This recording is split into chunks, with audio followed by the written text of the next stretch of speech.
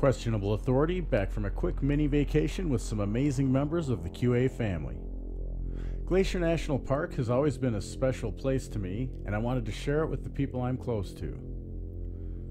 This place has always been a spiritual place for me, and the majesty of these mountains and the forces of nature that carve them always reminds me of how insignificant we are to this world in the end. With this visit, I look at the Park Service with new eyes, questioning as I never have before. Shortly after our hike into these amazing mountains, we saw a grizzly. Listen to this brief clip of an interaction I had with another park visitor while viewing the bear. If you love the outdoors or know anyone who does, share this with them and everyone you know. We have to start changing how we think about these park services. Just got a $130 ticket. Yeah. You did really? Oh yeah, I was about 50 feet from a grizzly.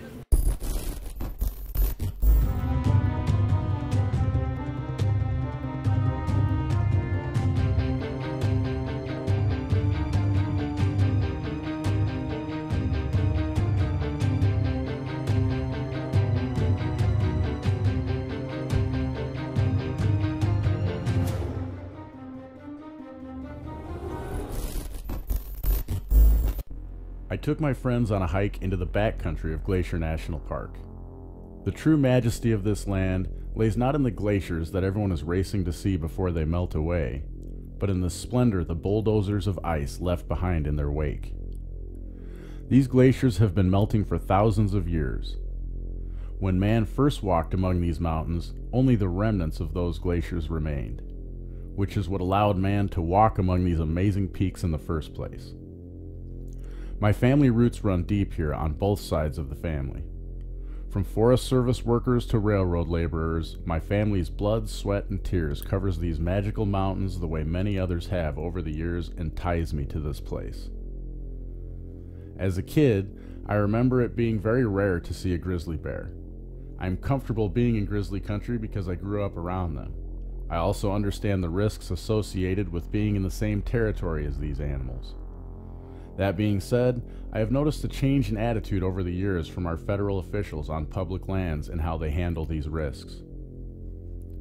As a kid, I remember being educated on grizzlies, what to do and what not to do if you encounter one. I felt like this helped people, so if we ran into a grizzly, we would know how to handle it. These days, especially in and around our national parks where these animals exist, officials have resorted to fines to deter interactions with the bears. I'll elaborate more after you hear how this man was ticketed for being too close to a grizzly. Yeah, if he starts getting close range, he's going to come by, and if you're out of your vehicle, he's going to give you a ticket. Yeah. I just got a $130 ticket. Yeah. You did really? Oh yeah, I was about 50 feet from a grizzly. Yeah, right over there. On your bike? Sorry. What's that? On your bike he gave you one? Yeah. Jesus, man. Yeah, I got off the bike and I had my camera in my hand. Yeah, yeah. Just hiding behind my bike photographing. I mean, That blew me away.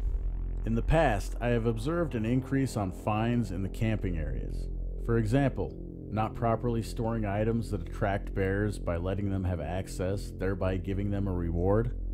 But a fine for being on the road with his bike, observing a bear? That's crazy. From the park ranger's perspective, it does two things. Number one, it helps train unaware sheeple to stay in cars and not approach the bears.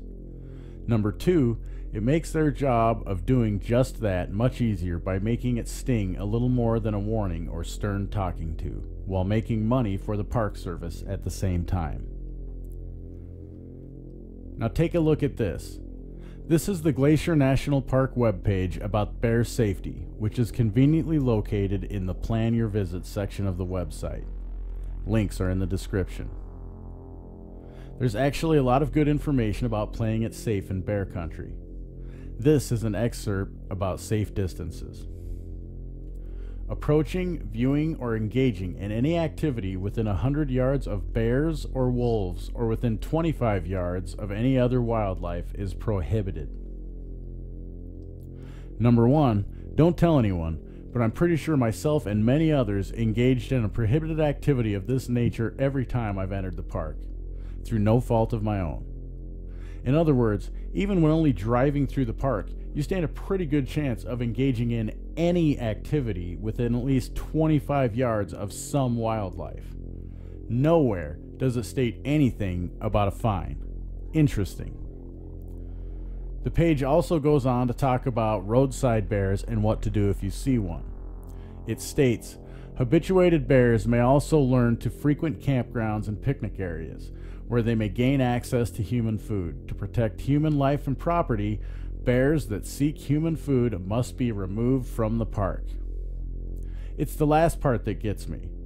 Bears that seek human food must be removed from the park? Listen, folks, all bears seek human food. If they can smell it and it smells appealing to them, they will seek it out. It's about not letting them get a reward for venturing into areas where humans congregate. I understand all the arguments, folks. Believe me, I've heard them all. Let me put it to you this way. By far, most visitors to Glacier from the American side come from the town of Kalispell. It has an airport, and other outdoor recreational opportunities are abundant. As you approach the entrances to Glacier, things get steadily more tourism related. Almost every store and building having some reference to bears along the way. Commercialism of the park is heavily built on the idea of bears and grizzlies. Many people come from not just all over the United States, but the world to view this park and its furry inhabitants. When they get here, how are they not supposed to be awestruck by the celebrity of the area? Now, instead of just being educated by a ranger if doing something that encourages behaviors we would rather discourage, you'll get a ticket and fine as well. It seems we are teaching people to steer clear because of fear and laziness rather than educating visitors and teaching them how this area and these creatures demand their respect. Just driving up going to the Sun Road is a life-altering experience that pictures or video can do no justice. This road takes you high above the lush valleys, high into these rugged peaks and over the Continental Divide. The moment you step out of the security of your vehicle or a building in this wilderness, you are subject to the harshness of Mother Nature. It's not just the animals like grizzlies, wolves, and wolverines. All visitors need to understand these truly majestic landscapes were created by magnificent forces. While it is great to admire these jaw-dropping peaks and the wildlife that survives here, keep in mind the forces that shaped this land were and still are fierce. The animals that inhabit it thrive here and have the spirit of their surroundings. While beautiful and bold, they can also be harsh and unapologetic. I think instead of teaching visitors to fear these animals and fine them for being too close, but with no true understanding of why, we should be teaching visitors to respect what is here. It is unique for a reason and should be celebrated but also understood. You can't just look at this place and be in amazement. To be here, to experience it, you are exposing yourself to the harshness of nature. That is what should be celebrated and taught. Instead, we get fear and an advancement of the police state. I hope you enjoyed this content. I like branching out and covering different topics. Let me know what you think with a comment. What do you think about these fines? If you like this and want to see more stories on the parks or different subject matter like this, let me know. Like and share this video with everyone you know. Subscribe and hit the bell to get notifications of new content. Remember, always keep learning and questioning what you think you see.